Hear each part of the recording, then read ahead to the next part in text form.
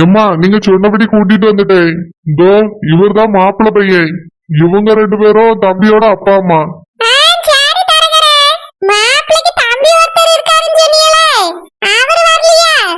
அது தம்பிக்கு முக்கியமான வேலை இருக்குன்னு போயிட்டாராம்.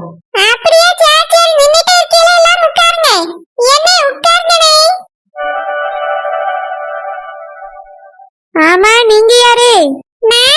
பொண்ணுக்கு அம்மா. இந்த பக்கத்துல நிக்காமல இவிய எங்க அக்கா. ஏன் புருஷனா இவிய புருஷனா ஒண்ணா வரந்தவிய அண்ணன் தம்பி. வாங்க வாங்க, வணக்கம். இவர்தான் என் புருஷன், பொண்ணுக்கு அப்பா. சரிம்மா, நீங்க நின்னுட்டே இருக்கீல, உட்காருங்க. அண்ணா வாத்தியா நிக்கால, அவன் என் 2வது மகன். பக்கத்துல தொப்பி போட்டு நிக்கிறது என் மூத்த மகன். எனக்கு மொத்தம் 3 பிள்ளைகள். 2 பையன்கள் பெரியவனும் அவனுக்கு கல்யாணம் முடிச்சாச்சு. பிள்ளைகளே இருக்கு. என் மாமா காடக்குட்டி. அதான் அவளுக்கு கொஞ்சம் லேட்டா முடிக்கலாமேன்னு இப்ப கல்யாணம் முடிக்கும். ஓ அப்படியா? சரி சரி. வயசு என்ன ஆகுது? இப்பதான் 27 வயசு ஆகுது. ஓ அப்படியா? ஆமா, பையனுக்கு என்ன வயசு ஆகுது? என் மகனுக்கு 30 வயசு ஆகுது. அப்படியா? அப்ப வயசு பொறுத்து கரெக்டா இருக்கும். வணக்கம்மா. வணக்கம் ஐயா. மாப்பிள்ள என்ன வேலை பாக்குறாரு? அத பத்தி எதுவுமே சொல்லவே இல்லையே. தம்பி, நாங்க அதை தரகட்ட சொன்னமே, எல்லாத்தையும் அவர் சொல்லலையா? ஆமா, நீங்க யாரு? இது என் மகன் தான், பேரு லட்சுமணி. அப்படியா? சரி சரி. இது எங்க அண்ணன் வீடுதான். நாங்க எல்லாரும் ஒன்னாதான் இருந்தோம். இப்பதான் தனியா வீடு மாத்திட்டு பக்கத்துல போயிட்டோம். ஆனா எந்த விசேஷம்னாலும் எங்க அண்ணன் வீட்டுல வச்சுதான் செய்வோம். அப்படியே அவங்க வீடு பக்கத்துலதான் இருக்கும். சரி சரி. ஏம்மா, உங்களுக்கு எத்தனை பிள்ளைகளு? எனக்கு 6 பிள்ளைகளு. 4 ஆம்பளை பையலுவே, 2 பொட்ட பிள்ளைகளு. ஒரு பொட்ட பிள்ளை கல்யாணம் முடிஞ்சிட்டு. இன்னும் ஒரு பொட்ட பிள்ளை இருக்கு. இந்த சிலுப்பா கூட சேர்ந்த பிள்ளை தான் அவளும். வயசு கொஞ்சம் கம்மி தான் அவளை விட. அவளுக்கு கல்யாணம் முடிஞ்சோடனே என் மவளுக்கு கல்யாணம் முடிக்கலான்னு இருக்கும். மாப்பிள்ள பார்த்துட்டு தான் இருக்கும். ஓ அப்படியா? சரி சரி. மாப்பிள்ள பையன் ஒண்ணுமே பேச மாட்டேங்காரு. அவன் நல்லா பேசுவான். பொண்ணு பார்க்க வந்திருக்க இடத்துல என்ன பேச முடியாத அமைதியா இருக்கான். மாப்பிள்ள என்ன வேலை பாக்குறிய? நான் ஒரு கம்பெனில வேலை பாக்குறேன். அப்படியா? சரி சரி. மாசம் வருமானம் எல்லாம் எவ்வளவு? அது குடும்பத்தை பாத்துக்கிற அளவுக்கு சம்பாதிக்க. அது மட்டும் இல்ல, எங்களுக்கு தோட்டம்லாம் இருக்கு. அதனால கஷ்டம்லாம் ஒண்ணும் கிடையாது. வர மருமவா எந்த கஷ்டமும் பட வேண்டியதில்ல. நல்லா பாத்துக்கிடுவோம். அப்படியாம்மா? சரி சரி.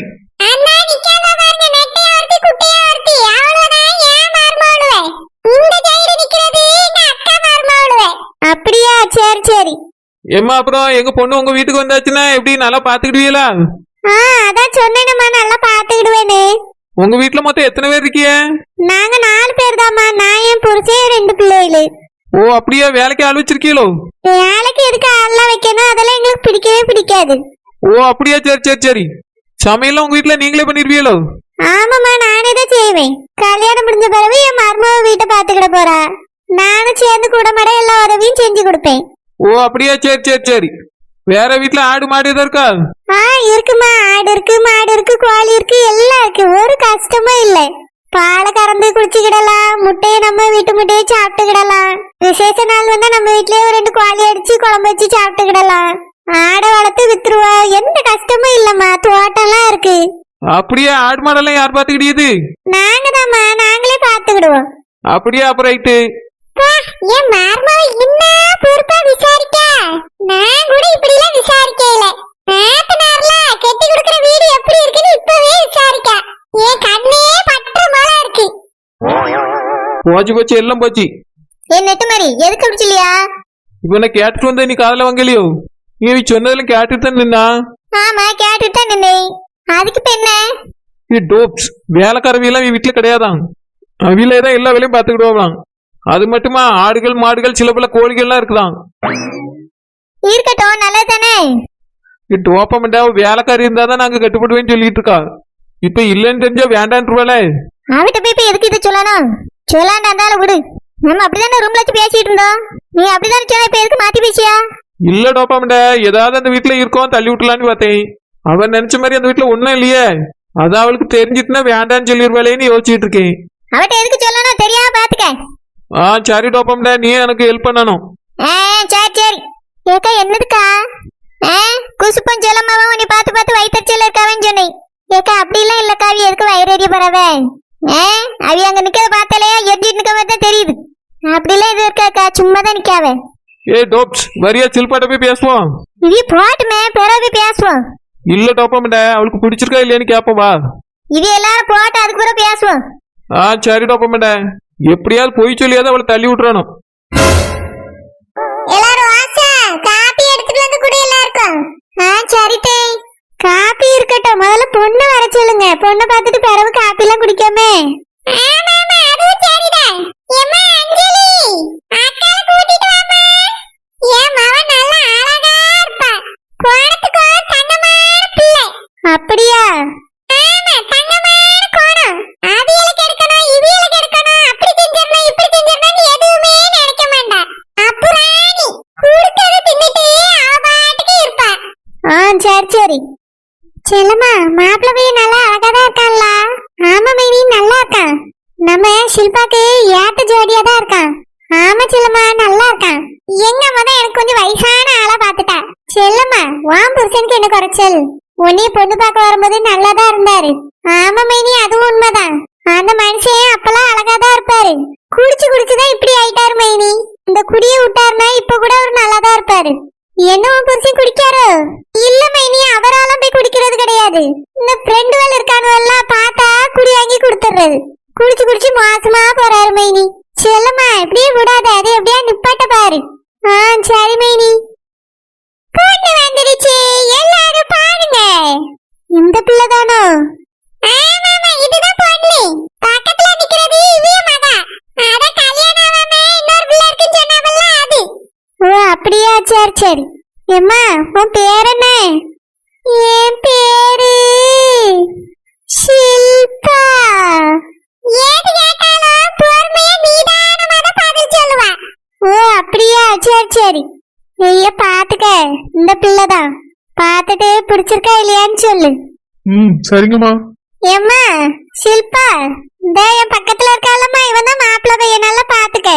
அதெல்லாம் என் மாவ பாக்கணும்னு அவசியமே கிடையாது. நாங்க கிழிச்ச கோட்டை அவ தாண்ட மாட்டா. நாங்க எல்லாரும் சேர்ந்து என்ன முடிவு எடுக்கிறோமோ அதான் அவ முடிவு. பெரியவே முடிவு எடுத்தா கரெக்டா இருக்கும்னு அவளுக்கு தெரியும். சரிங்கம்மா, இருந்தாலும் பாத்துக்கிடணும்ல. உங்க மகனே நல்லா பாத்துக்கிட சொல்லுங்க. சரிம்மா. எப்பா, என்னப்பா சொல்றா? பொண்ணு பிடிச்சிருக்கா? பிடிச்சிருக்குமா? ஏங்க என்ன சொல்றிய? எனக்கு பொண்ணு பிடிச்சிருக்குமா, மகன்ட்டு கேட்டுக்க. அவனுக்கு பிடிச்சிருக்குதாங்க சொல்லியா? எனக்கும் பிடிச்சிருக்கு. சரிம்மா, பேச வேண்டியதை பேசுவோம். அப்போ எம்மா, எங்களுக்கு பொண்ணு ரொம்ப பிடிச்சிருக்கு. அப்படியே நீங்களும் உங்க முடிவு சொல்லிட்டீங்கன்னா நல்லா இருக்கும். பொண்ணுட்ட கேட்டுட்டு சொல்லுங்க. அத நான் சொல்லியெல்லாம் என் மகேட்டல கேட்கணும்னு அவசியமே இல்ல. நாங்க எடுக்கிறதா முடிவு.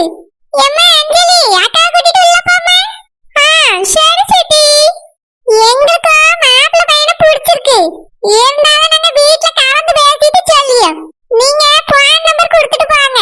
நாங்க மத்ததுல போன் அடிச்சு சொல்லியோம். சரிம்மா, ரொம்ப சந்தோஷம். நாங்க போயிட்டு வரோம். ஐயே, வந்துட்டு காப்பில குடிக்காம போனா எப்படி? உங்களுக்காக பச்சை சச்சிலாம் செஞ்சு வச்சிருக்கு. காப்பி குடிச்சிட்டு எல்லாத்தையும் சாப்பிட்டுட்டு தான் போகணும். ரோசா, எத்தே சீக்கிரம் எடுத்துட்டு வாமா. இதை எடுத்துட்டு வரேன் தே. சாப்பிடாம போகடா, சாப்பிட்டுட்டு தான் போகணும். சரிம்மா. பாத்தியா செல்லம்மா, எதுக்கு எடுத்தாலும் எங்க அக்கா தான் ஓட வேண்டியதா இருக்கு. அந்த ரெண்டு மருமகளை குத்துக்கல் மாதிரி தானே நிக்காளுவே. செய்யறதுக்கு தான் துப்பு இல்ல. எல்லாருக்கும் எடுத்துட்டாவது போய் கொடுக்க வேண்டியதானே. எங்க அக்காவே ஒண்ணுத்துக்கு ஓட வேண்டியிருக்கு பாரா. மைனி அவளும் ஒண்ணுத்துக்கு ஆக மாட்டாள். அதுலயே அந்த சரோஜா இருக்காளே, ஒரு காசுக்கு தர மாட்டா. சண்டை மட்டும் நல்லா வரைஞ்சு கட்டிட்டு வருவா. மத்தபடி வேலை செய்யணும், பொறுப்பா இதை நடத்தணும்னா ஒண்ணும் செய்ய மாட்டா. நெட்ட மாதிரி கூட அந்த மாப்பிள்ளை பையனை பத்தி எப்படி விசாரிக்க பத்தியலா? அவளுக்கு கூட மைனேகாரியா கொஞ்சமாவது பொறுப்பு இருக்கு. இந்த சரோஜாக்கெல்லாம் ஒண்ணும் கிடையாது. சரோஜினிக்கு மட்டும் இருக்கும்னு நினைச்சிட்டு இருக்கியோ? சரோஜா கூட பரவாயில்ல, இத்தனை வருஷத்துல கொஞ்சம் கொஞ்சம் இந்த குடும்பத்துக்காக ஏதாவது செஞ்சிருப்பா. இந்த சரோஜினி ஒண்ணுத்துக்கு ஆமாண்டா. ஆனா அவ கல்யாணத்துக்கு பாத்துக்க வேலை ஒரு கணக்கே இல்ல செல்லம்மா. இவ்வளவுலாம் என் பிள்ளை கல்யாணத்துக்கு வந்து வேலை பாப்பாளுவே நீ நினைச்சிட்டு இருக்கியோ? எப்படி பாப்பாளுவே? கால் மேல கால் போட்டு மகாராணி மாதிரி உட்கார்ந்துருப்பாளுவே. ஆமா செல்லம்மா, அப்படிதான் இருப்பாளுவே. நம்ம நல்லா இருக்க வரைக்கும் இவியலுக்கு செஞ்சு போட வேண்டியிருக்கு. நம்ம பிள்ளைகளுக்கு கல்யாணம் முடிக்கும் போது நம்மளுக்கு அந்த அளவுக்கு தெம்பு இருக்காது. அப்போ இவ்வளவு வந்து தெம்பா நம்மளுக்கு வேலை செஞ்சுட்டு கிடப்பாளுவோ? அப்பயும் வேணா வந்து தின்னுட்டு வேணா போவாளுவே.